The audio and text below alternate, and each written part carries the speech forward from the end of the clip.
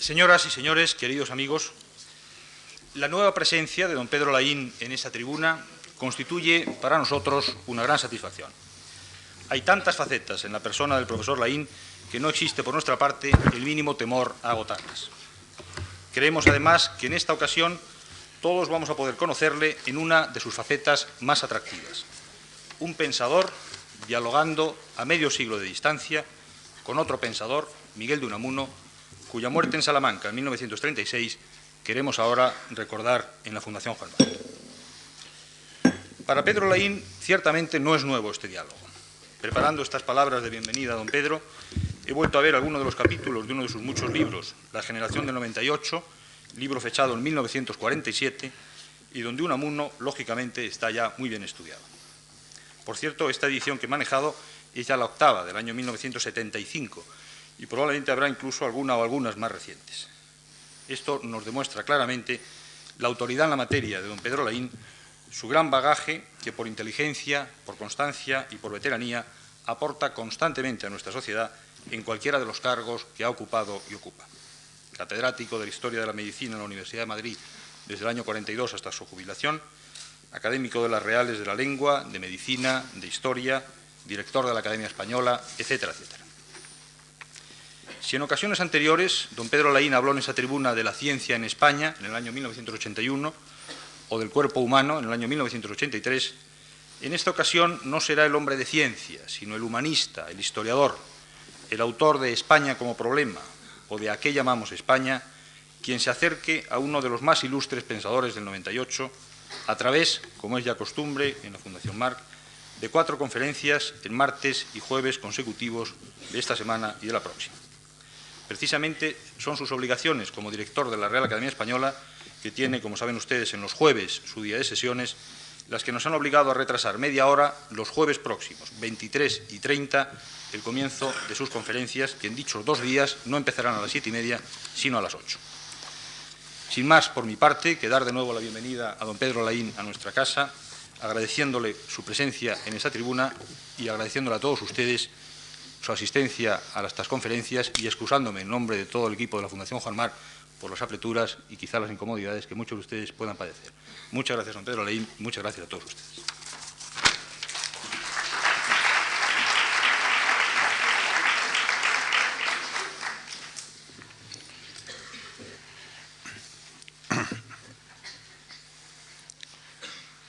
Señoras, señores, queridos amigos, en primer término, como es cosa de bien nacidos, yo pretendo serlo, la gratitud. Gratitud a la Fundación Marc, que generosamente me ha acogido en sus salones una vez más.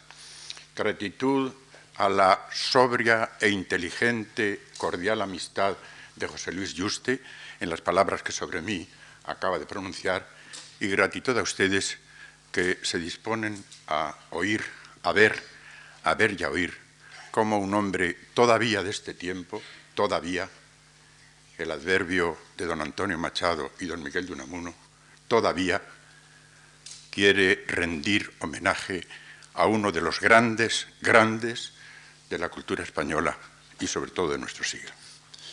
Primero la gratitud y luego la emoción.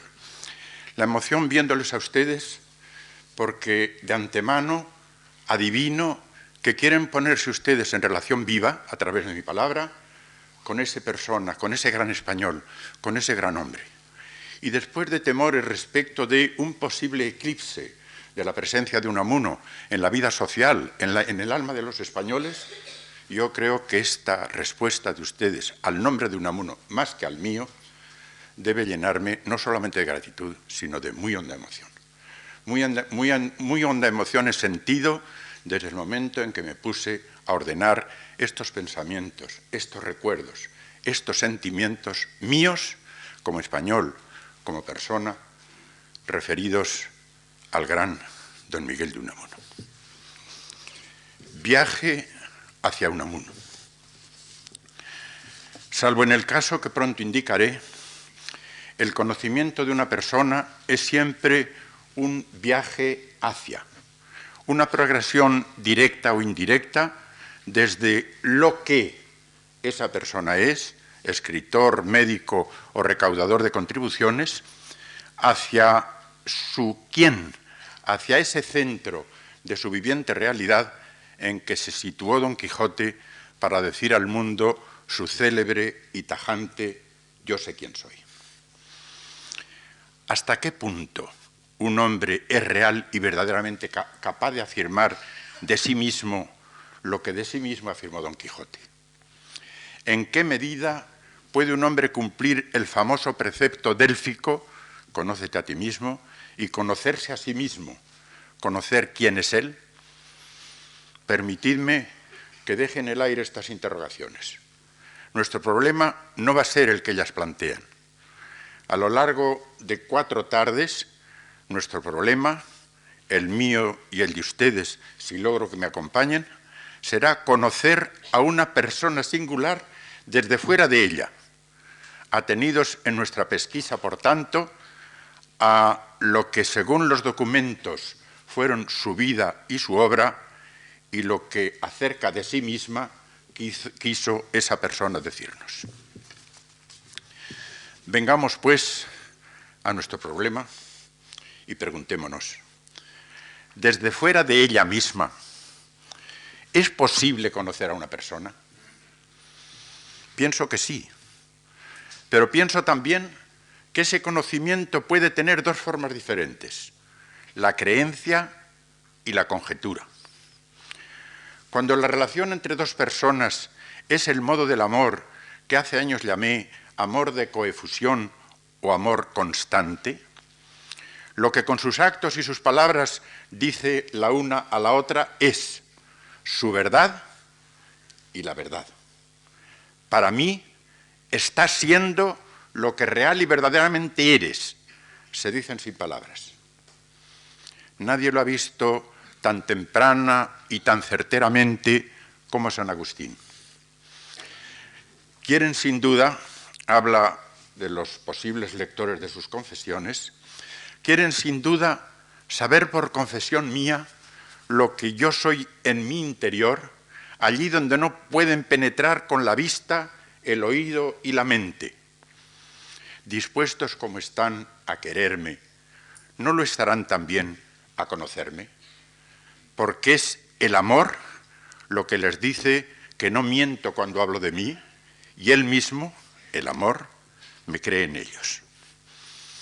Habla Agustín, por supuesto, del amor de caridad, del amor en Dios, pero es obvio que todas las formas del amor humano, el sexual, el filial, el fraternal, el amistoso, a todas ellas pueden serles aplicadas esas palabras.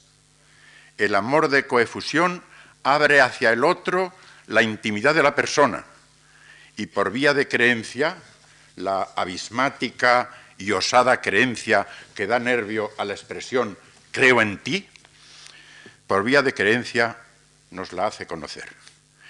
En el amor y la creencia tiene entonces su fundamento el conocimiento de una persona.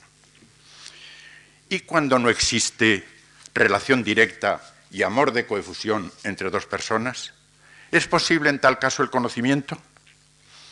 Sí, pero solo por modo de conjetura.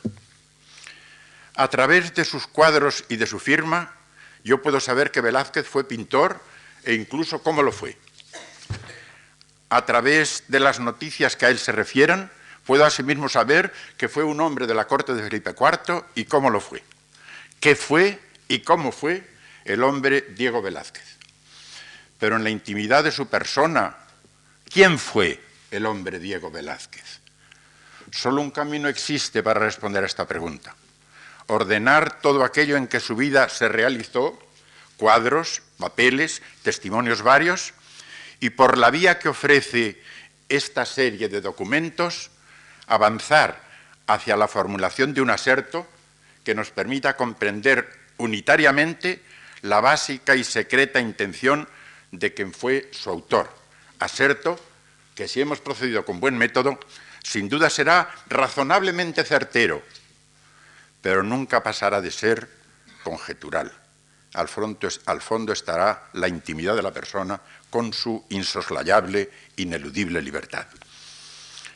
En cada Tomás hay 3 Tomases, escribió Oliver Wendell Holmes, el médico y humorista norteamericano, y muy aquiescentemente lo repitió don Miguel de Unamuno. El Tomás que él cree ser, el Tomás que los demás creen que es, y el Tomás que real y verdaderamente es. Pero a este, añadía el sutil humorista, solo Dios lo conoce. Lo cual quiere decir que viendo y tratando a Tomás, nuestro conocimiento de él solo puede ser una razonable conjetura más o menos próxima a esa última verdad real de Tomás que solo Dios conoce. Creencia firme, fundada sobre el amor de coefusión, y razonable conjetura apoyada en el metódico examen de documentos son, pues, los 2 modos cardinales del conocimiento de una persona. Movido por ese amor de coefusión, ante algunas personas, a la cabeza de ellas, claro está, Concha Lizárraga, su esposa, manifestó el hombre Miguel de Unamuno su intimidad personal, la persona que él creía ser. Ninguno de los aquí presentes nos hemos visto en tan privilegiado trance. En consecuencia, nuestro acceso al hondón de la persona de don Miguel de Unamuno tendrá que ser un viaje a través de sus acciones y sus obras, una metódica y progresiva, una metódica progresión hacia la conjetura que más razonablemente nos permita comprender unas y otras, sus acciones y sus obras. Se dirá, y con razón, que el hombre Miguel de Unamuno nos habló con harta frecuencia de sí mismo, como en sus confesiones lo había hecho el hombre Agustín de Tagaste. Pero siendo verdad, honda e indiscutible verdad, lo que Unamuno nos dijo de sí mismo, ¿fue eso lo más personal de su verdad? Las sinceras confesiones de Unamuno fueron verdaderas confidencias acerca de su más honda intimidad, ¿o no pasaron de ser piezas de la imagen de su persona que él quería ofrecer a los españoles y por extensión a los hombres todos? En uno de los poemillas de su cancionero nos dice él mismo que uno es el hombre de todos y otro el hombre de secreto, y hay que escaparse de modos de hacer a un sujeto objeto. Cabe preguntarse, pues, si lo que Unamuno dijo de sí mismo pertenecerá al hombre de todos, esto es, al hombre que los demás deben pensar y creer que uno es, y no al hombre de secreto. En la última de estas 4 lecciones volveré a proponerme de frente tal pregunta. Por el momento viajaremos ustedes y yo hacia la persona de Unamuno a través de 2 de las más importantes vías por las que una persona, esa persona, la de él, se realizó. La palabra, su esencial condición de hablador y decidor, y España, su esencial, profunda, radical condición de español. No deberían ser estas las únicas si el número de las lecciones de este curso se duplicase. He aquí algunas: la religiosidad de Unamuno, el saber y la verdad en y para Unamuno, la sociedad y la vida familiar en la vida y en el alma de Unamuno. Pero si basta la uña para conocer la naturaleza del león, ¿acaso el hablador y el español nos permitan conocer de manera aceptable la persona de Unamuno? Más precisamente, conjeturar lo que real y verdaderamente fue en su intimidad esa enorme persona. A ello, pues. Hoy, la palabra de Unamuno.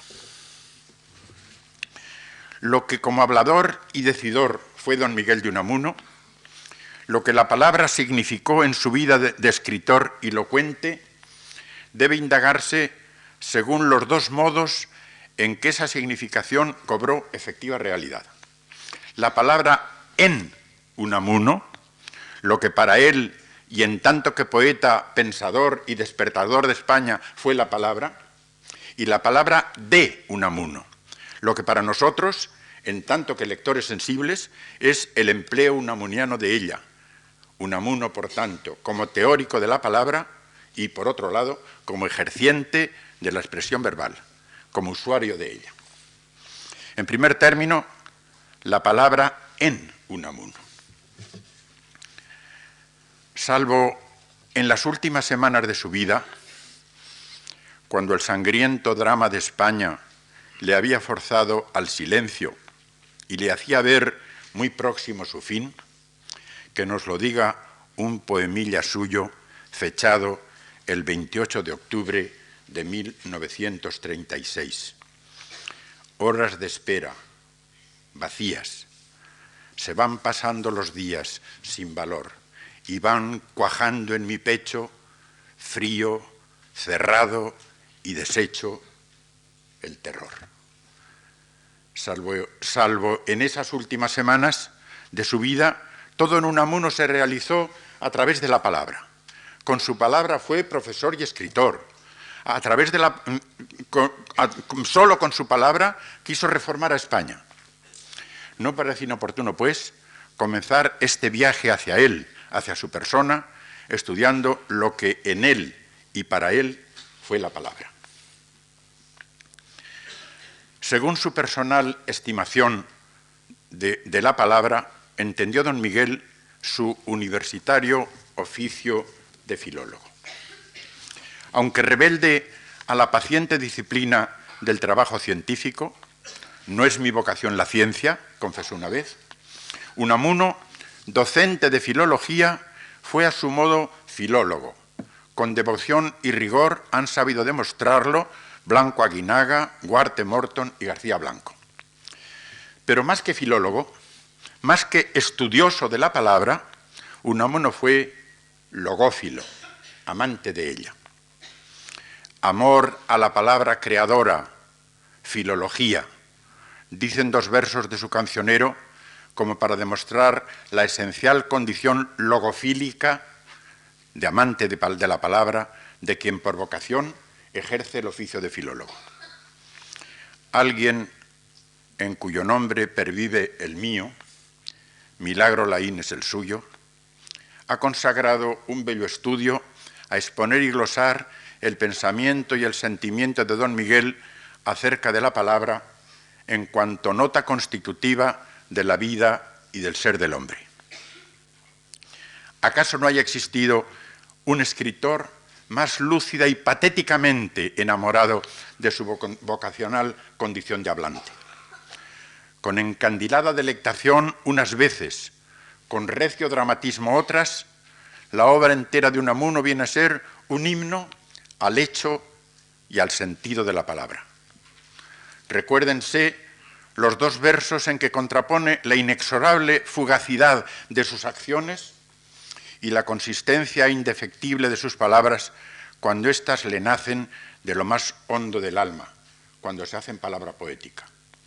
Del tiempo en la corriente fugitiva flotan sueltas las raíces de mis hechos, mientras las de mis cantos prenden firmes en la rocosa entraña de lo eterno.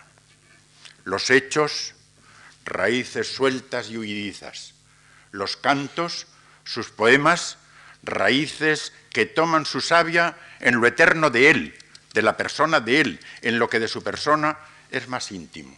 Y así dirá en otros versos suyos, no son mis hechos míos, sois vosotros, dirá a sus versos, no son mis hechos míos, sois vosotros, y así no de ellos soy, sino soy vuestro, de sus versos.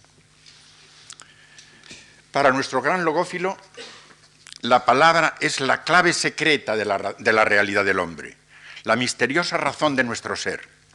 Más que propiedad nuestra, la palabra, antes nos lo ha dicho de sus versos, ella es la que nos constituye y posee. Así dirá, no, mi palabra no, que yo soy de ella, soy un verbo encarnado que no entiendo, humanizando, secularizando, aquendizando, si quieren ustedes, la idea teológica de Cristo como logos, como verbo encarnado. Esta es una de las claves de su vida y sobre todo de su inmenso poema, el Cristo de Velázquez. Así ve él su realidad personal.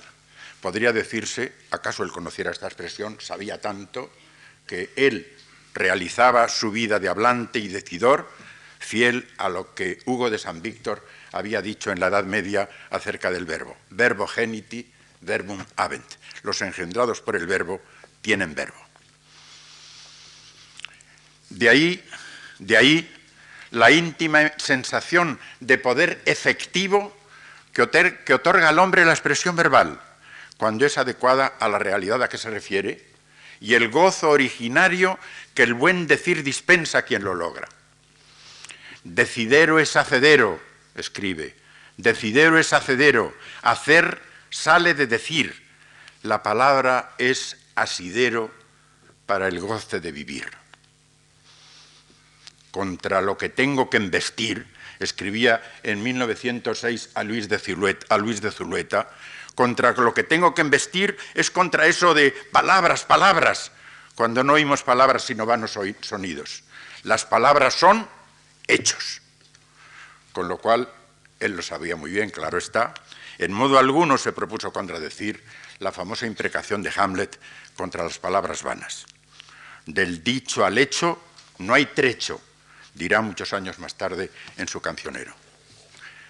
Y de ahí también, puesto que solo podemos esperar lo que de modo directo o de modo metafórico somos capaces de expresar verbalmente, de ahí la esencial conexión entre la esperanza y la palabra.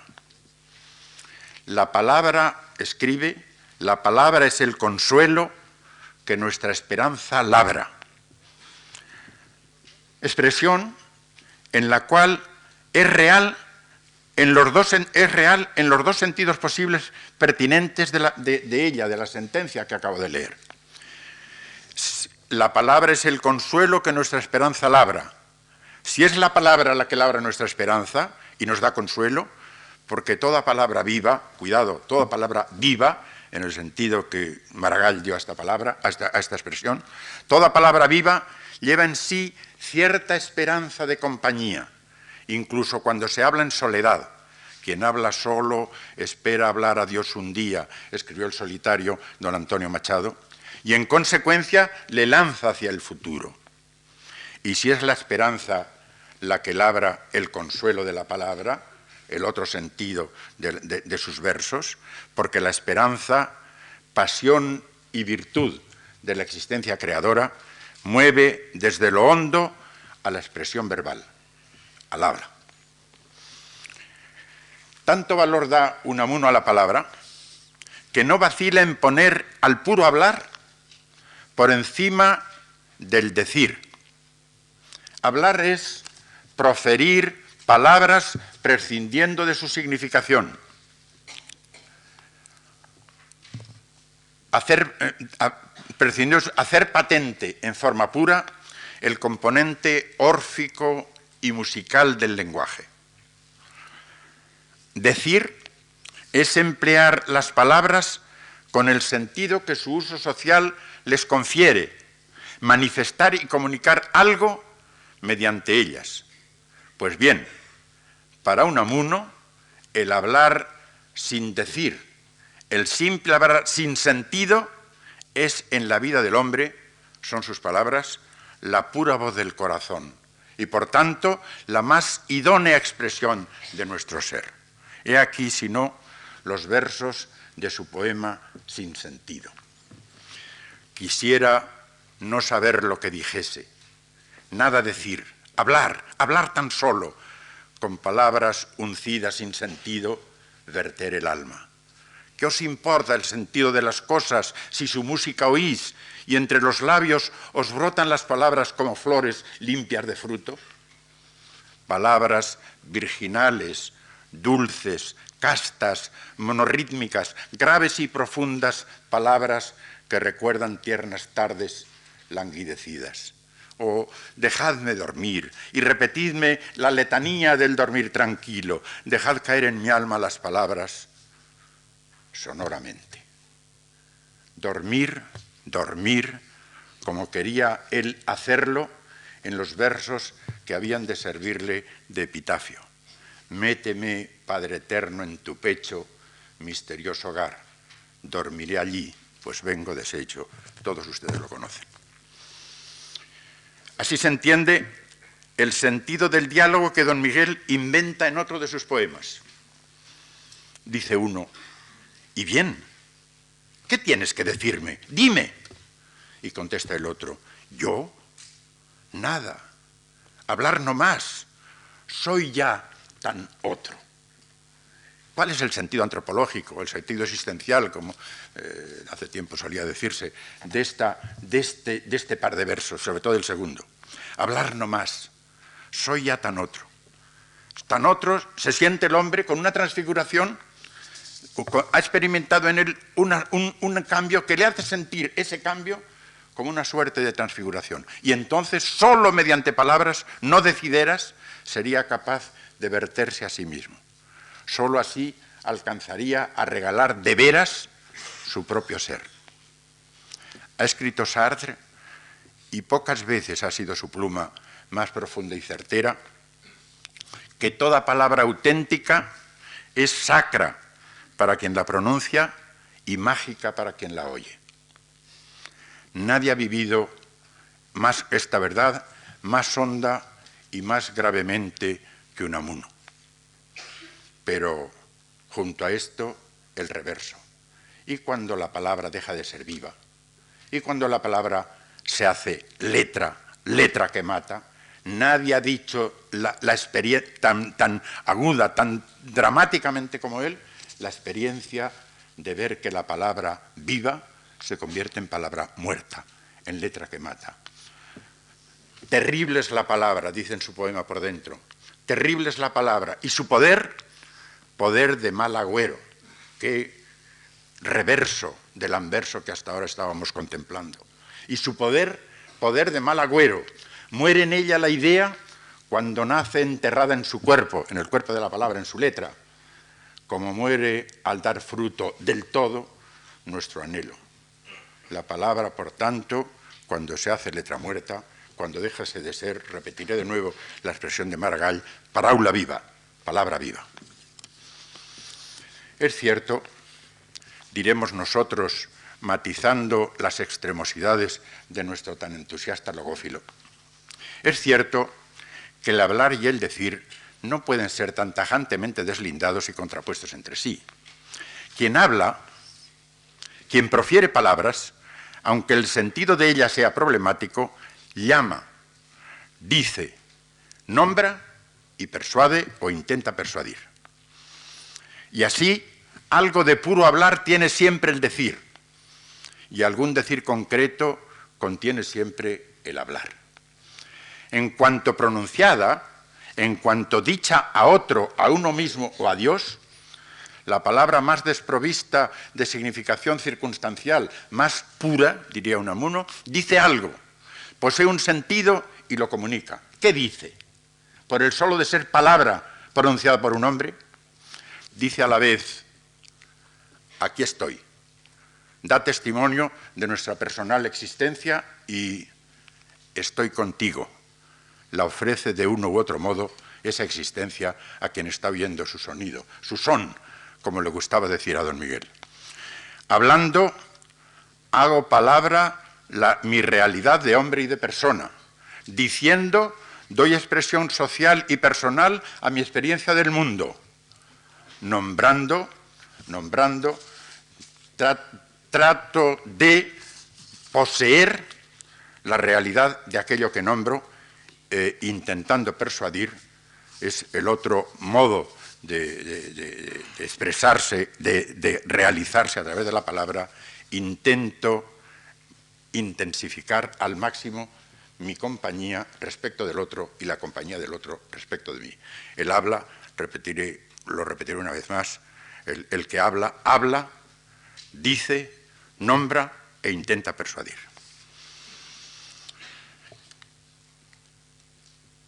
Algo más hizo y dijo él, Unamuno, en relación con la palabra. En cuanto que cristiano, cristiano a su manera, cristiano dubitante y agónico, cristiano nada ortodoxo ni dogmático, pero, en último término, cristiano, se sintió medularmente obligado a implantar esa intuición suya en el espíritu y en la letra de la Escritura. Dios, que creó el mundo con su palabra, quiso ser llamado palabra, logos, verbo, en la persona con que un día se hizo hombre y habitó entre nosotros. Por lo cual el hombre, imagen y semejanza de Dios, es palabra en lo más íntimo de su realidad. Y dentro de los límites que inexorablemente le impone su condición de criatura, crea con su palabra. Tú, el hombre, idea viva. La palabra que se hizo carne. Tú, que la sustancia del hombre es la palabra, y nuestro triunfo, hacer palabra nuestra carne, haciéndonos ángeles del Señor, dice Unamuno a Cristo en su máximo poema, en el Cristo de Velázquez. Mediante su palabra, mediante la palabra, Dios creó en el origen del tiempo todo lo que desde entonces es realidad creada. Y el hombre, ¿qué crea con la suya? ¿Qué sentido creador poseen la invención de palabras en los que son capaces de crearlas? El empleo poético y renovado, original, de las palabras que ya han sido inventadas. O bien, más humilde, más cotidianamente, el hecho de nombrar adecuadamente las obras no verbales. ¿Qué hace el hombre con su palabra? ¿Qué crea el hombre con su palabra en todos estos actos de emplearla para dar una realidad nueva a algo que no la tenía? La figura del mundo, responde Unamuno, nos la dio la palabra. La visión salió del son. Se ve, el habla nos enseñó a ver. Se ve por sones, sonidos. Y así ya más directamente ha tenido, y más tardíamente en su vida, más directamente ha tenido al habla nuestra, a esta en que hablo, al castellano, al español de todos nosotros, dirá: ven mi lengua castellana y con mi lengua temeja, que así mi entrañada queja no será una queja vana. Expresada en español, el idioma radical de su alma, la queja no podía ser vana. Es el dolor del español exiliado, el dolor del hombre que vive en agonía. Es uno de los poemillas del cancionero. En cuanto creador, Dios hizo la realidad. En cuanto imagen y semejanza suya, el hombre, cuasi creador, hace con sus palabras que la realidad se transfigure en ser, adquiera figura presente de ser, diremos nosotros, enlazando sin violencia la poesía de Unamuno con la filosofía de Zubiri. Con frase que se ha hecho universalmente famosa, escribió Heidegger que la palabra es la casa del ser. Donde el filósofo alemán dijo la casa, ¿no sería más exacto decir el cincel? Así, las cosas reales que desde su creación gimen y sufren con dolores de parto, como con tanta hermosura, dice San Pablo, pueden ir caminando hacia la gloriosa libertad de los hijos de Dios en cuanto que son nombradas, en cuanto que adquieren ser por obra de la inteligencia y de la vida del hombre. Y así, la comunidad en la palabra, el hecho de convivir con amor en la realidad y en la verdad a través de la palabra oída o leída, viene a ser, cristianamente entendido, así lo entiende don Miguel, una íntima epifanía del Dios vivo en la conjunta realidad del que habla y del que oye. Así lo sintió y lo pensó él. Después de haber leído un libro vivo de un amigo muerto, dice, escribirá: mientras te leo, a su amigo, al amigo muerto, mientras te leo te vivo y me vives tú aún muerto. Y cuando ha escrito esta palabra, se retrae sobre sí mismo y se hace cuestión de lo que acaba de decir. Y me vives tú aún muerto. Y se pregunta, ¿muerto? ¿Qué es esto? Lo cierto que leyéndote, cautivo de tu letra viva, agarro espíritu, el de los dos, y siento surgir a Dios de este nuestro mutuo barro. No creo, leyendo estos versos, que nadie se haya acercado tanto al verdadero fundamento y a la recta formulación, siquiera sea esta germinal, incoada, de una metafísica cristiana del lenguaje y del diálogo. No otra es, a mi modo de ver, la raíz humana y cristiana del vehemente amor de don Miguel al idioma en que tan eminentemente pensó, sintió y escribió. Siento cada vez mayor fanatismo, no vacilen en emplear esta palabra el que odiaba el fanatismo, siento cada vez mayor fanatismo por la lengua en que hablo, escribo, pienso y siento, decía en 1911 a los hispanohablantes de Norteamérica. El que esto escribe, añadirá en 1919, tiene un patriotismo que se podría llamar lingüístico. Y frente a todo racismo de la sangre, cantará en el arranque de uno de sus más célebres sonetos y repetirá varias veces en su prosa, por aquellos años, cantará: la sangre de mi espíritu es mi lengua. Y frente a todo racismo de la sangre, así piensa y así siente. Nada más fácil que espigar en su obra textos semejantes a estos. Quiso Unamuno que el castellano, por obra concordante de todos los que como nuestro lo hablamos, se convirtiese al fin en sobrecastellano.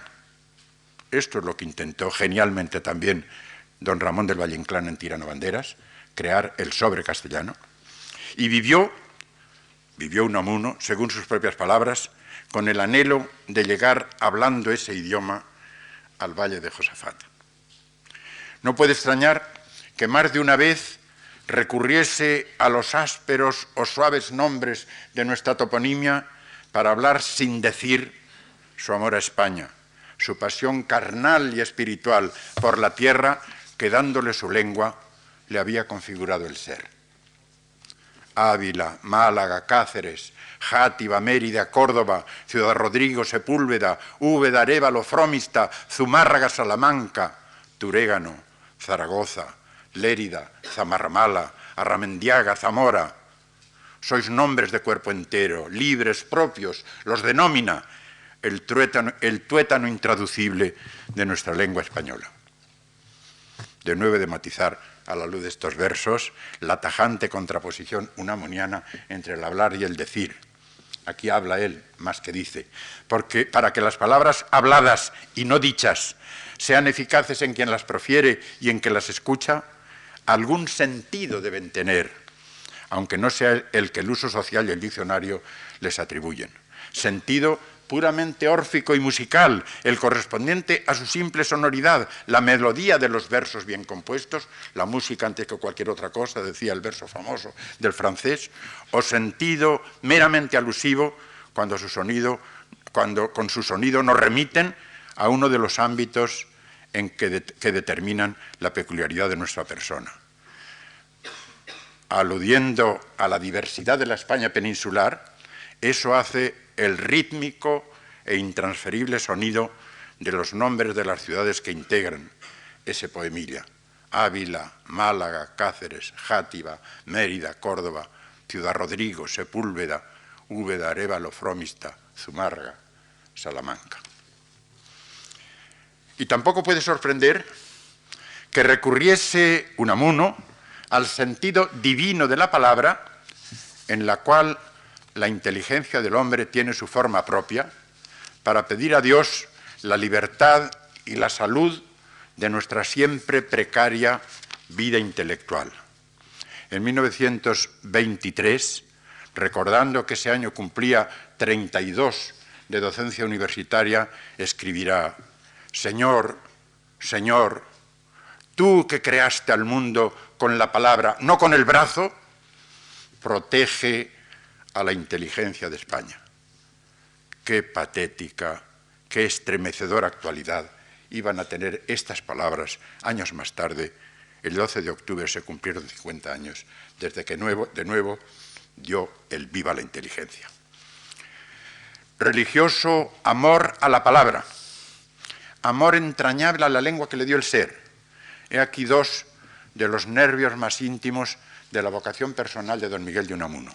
Y junto a ellos, dentro de ellos, otro, más decisivo aún, lo que con palabras castellanas dijo e hizo él a lo largo de su vida, su ingente, diversa y genial obra literaria de poeta y pensador, o más exactamente, de poeta-pensador y pensador-poeta. Nada más fácil que negar a Unamuno condición de intelectual, en el sentido etimológico y racional de esta palabra. 100 textos suyos lo abonarían de manera rotunda y aun estridente. Pero hoy, el verdadero intelectual debe tener de la inteligencia y la razón una idea bastante más amplia y profunda que la que Unamuno, hijo al fin de su tiempo, tenazmente tuvo y combatió. Julián Marías, Ferrater Mora, Paulino Garagorri, Carlos París han destacado con precisión y rigor la importancia del pensamiento unamuniano, hecho letra tanto más que en sus ensayos, en sus poemas, novelas y dramas, para una metafísica y una psicología del ser personal. Presocrático de su propia intimidad, le he llamado yo más de una vez. O bien, conforme al sentir de un verso suyo antes citado, presocrático del espíritu encarnado, del ser personal hecho carne, entendiendo por espíritu y ser personal los de un ente creado, así lo pensaba él, quería creer él, por el Dios uno y trino a su imagen y semejanza. Presocrático, hombre cuya mente no discierne, porque no puede o porque no quiere, entre el concepto y la metáfora, pensador en cuya mente se funden de modo auroral la poesía, la filosofía y la religión. Presocrático del espíritu encarnado, filósofo que aplica su inteligencia conceptual y poética a la exploración intelectual de la realidad humana desde dentro de sí misma, y no como los de Jonia, a la construcción de una teoría de la naturaleza cósmica. Doble es la gigantomaquia en que desde hace casi un siglo se haya empeñado el pensamiento humano. Intenta, por una parte, conocer el ser personal según su realidad propia, por tanto, al margen de los hábitos mentales acuñados por el conocimiento filosófico y científico del ser natural. Pretende, por otra, construir una analogía del ente, como dirían los escolásticos, que abarque de manera inédita el conocimiento del ser personal y el ser natural. Necesitamos ir de la naturaleza y de la historia al ser, dijo hace ya muchos años Javier Zubiri, y todavía sigue siendo actual esa consigna. Pues bien, cuando se quiera hacer con pulcritud la historia interna de esa magna aventura de la humanidad desde fines del siglo XIX hasta hoy y sigue, no podrá prescindirse de lo que acerca de su propia realidad y de la realidad humana pensó, sintió y dijo Miguel de Unamuno, pensador poeta, que despotricaba contra la ciencia y no podía vivir sin ella. Libros, buenos libros de botánica, geología y biología, escribió sin paradoja esta vez, buenos libros de botánica, geología y biología me han enseñado a sentir el paisaje más que las descripciones de otros. El sentir y el pensar brotan de la misma fuente, son caras de la misma función. Sentir la ciencia y pensar el arte es buen camino para pensar ciencia y sentir arte. Unamuno, miembro electo de la Real Academia Española, no se conformaba con el limpia, fija y da esplendor de su conocido lema. En uno de sus artículos antiacadémicos propuso sustituirlo por este otro: acrece, replanta y da valor. Acrecer el caudal del idioma, con su palabra, lo que él quiso hacer a lo largo de su vida. Toma en escote, señora, la ofrenda, con que piadoso te acrezco el caudal, dice una vez a la lengua castellana su Dulcinea, lo cual no es solo buen servicio a España, es también, en el sentido más hondo del término, poesía, ejercicio de la vida humana como canto creador. Quien canta de verdad, quien de un modo u otro es poeta, hombre creador, no puede restar ni dividir, solo puede sumar y multiplicar. Esto es, incrementar, acrecer, como los niños en la escuela. Multiplicación y suma, cantando, las aprendí, mas no se aprende cantando ni a restar ni a dividir, dirá ya viejo el cantor, el siempre poeta Miguel de Unamuno. Esta es la lección que después de su muerte nos da a todos con lo mejor de su vida, la lección poética e infantil de un hombre que no quiso vivir para restar y dividir, sino para sumar y multiplicar, en definitiva, para que con su palabra nuestra lengua, el alma de los españoles de España, fuesen más y más. Veremos, seguiremos con este tema ya desde España misma el jueves próximo. Pero antes hemos de ver la segunda parte que anuncié en mi disertación de hoy. No la palabra en Unamuno, qué fue la palabra en su mente, en su alma, cómo la vivió, sino la palabra de Unamuno, el uso que él hizo de la palabra castellana, a lo largo de su vida de hablador, decidor y escritor. Veamos pues ahora, siquiera sea esquemáticamente, lo que la palabra de Unamuno fue, esto es, el uso que de ella hizo como elocuente y como escritor. Leídos más aún que sus relatos y sus dramas, sus poemas, sus ensayos y sus cartas, qué tesoro inmenso de confesión acerca de sí mismo es el epistolario realmente increíblemente grande de don Miguel de Unamuno. Leídos pues sus poemas, sus ensayos y sus cartas, esto es, los textos en que más personal y directamente se expresó él a sí mismo, ¿qué podemos decir acerca de la palabra de Unamuno? Del modo como empleó las del idioma en que él veía la sangre de su espíritu. A mi modo de ver, 4 notas pueden señalarse en la palabra de Unamuno, en el modo como él empleó la palabra para hablar, para decir, para escribir. En primer lugar, la sinceridad. Tomemos el diccionario. No es mala costumbre mirar el diccionario para empezar a pensar, para empezar. Y leeremos sinceridad, sencillez, veracidad, modo de expresarse libre de fingimiento. El modo de expresarse, el que está libre de fingimiento. Dice de la sinceridad el diccionario. Pero, para empezar, decía, porque esto no nos basta.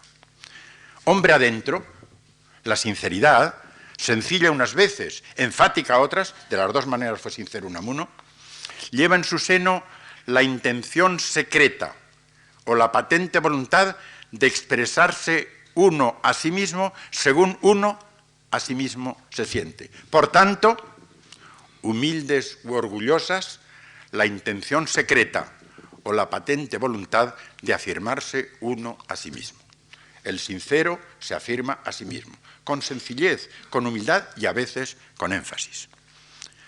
Esta fue la sinceridad de Unamuno, esta es la raíz de la presencia constante, tan constante, abrumadoramente constante, a veces cargantemente constante, del yo en su vida. Cuentan los que le conocieron que cuando vivía en Salamanca, antes de su exilio, solía ir al claustro de San Esteban, alguno de los que está aquí lo conoce muy bien por dentro, y solía ir al claustro de San Esteban y al convento de San Esteban, y en uno de sus claustros interiores había y hay un pozo que devuelve muy bien el eco de la voz.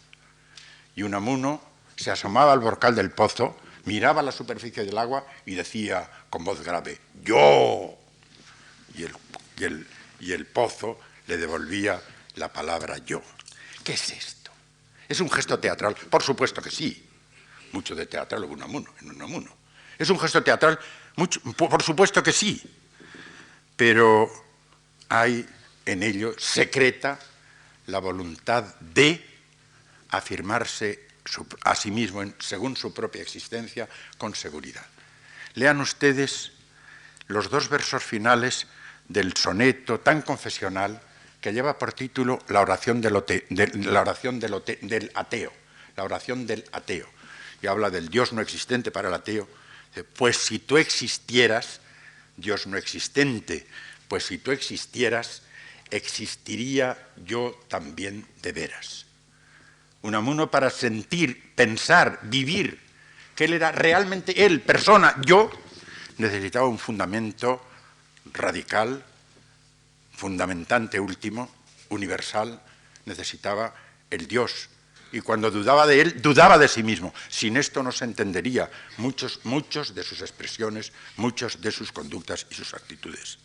Decía Ortega, en un artículo patético por lo demás, aunque la expresión esta no lo sea, que cuando Unamuno llegaba a un sitio, soltaba a una tertulia, soltaba su yo como un ornitorrinco y lo dejaba por allá. Soltaba su yo. ¿Por qué? ¿Por exhibición? Sí, también, pero no solo por esto. Lo profundo de ello es que él necesitaba la sinceridad de afirmarse a sí mismo, diciendo yo, para tener, siquiera por la vía de la expresión verbal, un acercamiento a la seguridad de que él existiría él mismo, él, yo, para siempre.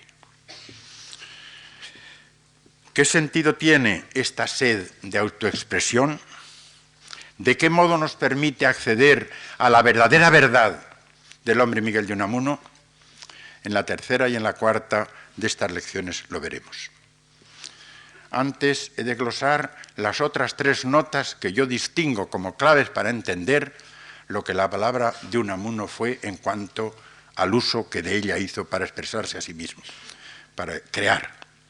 Junto a la sinceridad, que acabamos de ver sumarísimamente, el popularismo, el cual es la expresión léxica y estilística de su íntima fe en el pueblo español, por tanto, en la validez y en el valor de las palabras que el pueblo español ha inventado, aunque no sean cultas, y de su amor a él, al pueblo español. Sacar de las entrañas del idioma mismo, del habla popular, voces y giros que en ella viven. Unamuno no quiso dejar de creer en el pueblo español. Desde muy joven, desde sus primeros ensayos, vio la clave consoladora, la clave animadora, la clave esperanzadora de la historia de España, desde el hundimiento de ella que viene después del siglo XVIII, en el pueblo. El pueblo habría sido la clave del 2 de mayo. El pueblo había sido lo que llenó de ímpetu, de vigor, de esperanza, muchas veces de ingenuidad, la historia que desde entonces había transcurrido. Él creía en el pueblo, quería creer en el pueblo, y sabía, hasta los últimos días de su vida, que si el pueblo era lo que él creía de él, aquel drama tremendo en que la mitad de España se mataba contra la otra media, el pueblo lo remediaría. Lo será, lo remediará, de nosotros depende. En cualquier caso, el popularismo es, repito, la expresión léxica y estilística de su amor en el pueblo español, de su voluntad de reposar histórica y personalmente en el pueblo español, más aún que en sus creaciones de cultura. Vean ustedes el vocabulario, entre otras cosas, el vocabulario que añade, bien conocido, a la vida de Don Quijote y Sancho, donde explica las palabras que él ha tomado del pueblo salmantino, de la provincia de Salamanca, e incorpora a la lengua literaria: brezar, coguelmo, enfusar, perinchir, retuso, serano, verbenear, tantas más. Segunda nota, el popularismo. Tanto es así, y no puedo entrar en ello porque se escapa un poco de los temas de este curso, tanto es así que él confía especialmente en el habla popular y en la semejanza del habla popular española con la americana, como en una de las claves para que la vinculación cultural, la vinculación histórica entre nosotros y los del otro mundo del mar se establezca, más que en el idioma de cultura, en el idioma popular. ¿Hasta qué punto es sostenible esto? Esto es otra cuestión. Sinceridad, popularismo, inquietud semántica, ordinariamente de carácter etimológico. Hay en Unamuno, como hablante, como usuario del español, una constante voluntad de desentrañar el carácter polisémico de la palabra cuando ésta la posee y ahondando etimológicamente en la raíz significativa y originaria de ella, ahondando en ello de cualquier palabra, aunque no tenga polisemia muy notoria según las acepciones que el diccionario nos dé.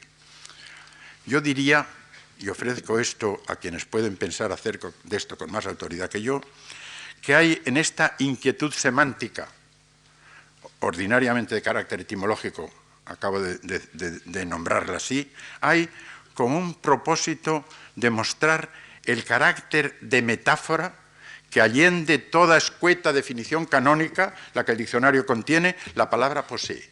Toda palabra, ahondando en ella, en su significación, en lo que vitalmente significa para el hombre que la use, aunque él no lo sepa, tiene algo de metáfora.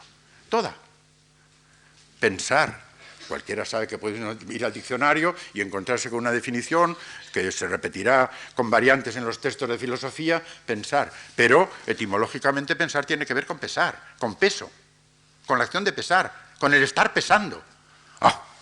Entonces la palabra pensar tiene una estructura interna profundamente metafórica, ella en sí misma, al margen del uso metafórico que se haga de ella. Por ejemplo, la palabra punto, geométricamente se nos lo define, pero punto viene de punctus, y punctus viene de pungo, el verbo latino que quiere decir punzar. Pues la palabra geométrica punto es metafórica en relación con una acción de la vida ordinaria que consiste en punzar. Y así tantas. Yo hubiese vendado a don Miguel una de mi propia cosecha. Indagué hace tiempo una curiosa realidad de carácter léxico en relación con el cuerpo humano. Todos llamamos pupila a la niña de nuestros ojos, es decir, el circulito negro que hay dentro del iris, lo más negro del ojo. Pupila. Pupila viene del latín pupilla, que quiere decir muchachita, muñeca, muñequita. Muñeca, pupila, pupila del ojo. Pero qué curioso. Los griegos llaman a la pupila core, que quiere decir también muchacha o muchachita. Los que hablan sánscrito llaman a la pupila kaninaka, que quiere decir también pupila o muchachita. Los alemanes llaman Kindl, niñito, niñita, a la pupila. ¿Qué cosa más extraña? Platón, que no era tonto, por supuesto, aunque a veces estuviese equivocado, Platón se empeñó en desentrañar qué es lo que la core, como referida a la pupila, quería decir, de dónde había salido esto. Y se le ocurrió esta sutil y un poco picante explicación. Cuando nos acercamos mucho a los ojos de otra persona, ¿qué experiencias tendría Platón de esto? Cuando nos acercamos mucho a los ojos de otra persona, vemos nuestra cara pequeñita, invertida, en los ojos de esto. Por eso llamamos a esto muchachita, core. No tenía ninguna razón. El origen es mucho más antiguo y mucho más divertido. Es de carácter mitológico y los sabios de la actualidad del siglo XX lo han desentrañado. Pero en cualquier caso, ya ven ustedes cómo la pupila lleva dentro de sí un mundo metafórico. Toda palabra, cuando ahondamos en ella, se nos muestra como metáfora. Esto puede ser ocasión de juego. Y como juego lo hace Unamuno, pero para él era más que juego. Se trataba de saber qué era la palabra cuando él la usaba, y cuando él la usaba quería usarla poéticamente en todos los sentidos. La sed interna de toda metáfora es decir en todos los sentidos posibles lo que se dice con las palabras que se emplean. Sinceridad, popularismo, inquietud semántica, entendida como acabo de hacerlo, y, en cuarto lugar, lo que propongo llamar cargazón cordial. Cargazón, en su cuarta acepción del diccionario, y aquí no añadiremos nada, es abundancia de frutos en los árboles. Cargazón. Cargazón cordial, abundancia de corazón. ¿Dónde? en este caso, en el texto escrito. Es el sentido último de la sinceridad, el poner el propio corazón en aquello que se dice, en aquello que se escribe. Yo propongo ordenar la capacidad de acción de los escritores según lo que podríamos llamar la densidad de corazón de sus páginas. Y creo que muy pocos en la literatura universal habrá tantos en los cuales la densidad de corazón, la cargación cordial de las páginas sea tan grande, tan enérgica, tan punzante como lo es en las páginas de don Miguel de Unamuno. Yo debo decir que cuando leo sus páginas cumplo exactamente lo que él quería. Cuando vibres por entero, dice su lector, soy yo lector que en ti vibro. Lo siento. Siento que la cargación cordial, el ver ahí una persona con sus dudas, con sus esperanzas, con sus dolores, con sus desencantos, con todo ello, está allí vivo, latente en el sentido más fuerte de la palabra, oculto y al propio tiempo percutiente, como el corazón late. Cargación cordial. Sinceridad, popularismo, inquietud semántica, cargación cordial. Así habló, así dijo, así escribió Unamuno. Unamuno como persona, como creador literario, como español. Todo lo cual nos pone ante la segunda vía de nuestro viaje hacia Unamuno, su modo de sentirse español. El jueves próximo, y no a las 7:30, sino a las 8, como acaba de recordarnos don José Luis Yuste, y habrán leído ustedes en el programa, mostraré a mi modo lo que esta vía, la consideración de Unamuno como español, nos permite descubrir. Muchas gracias.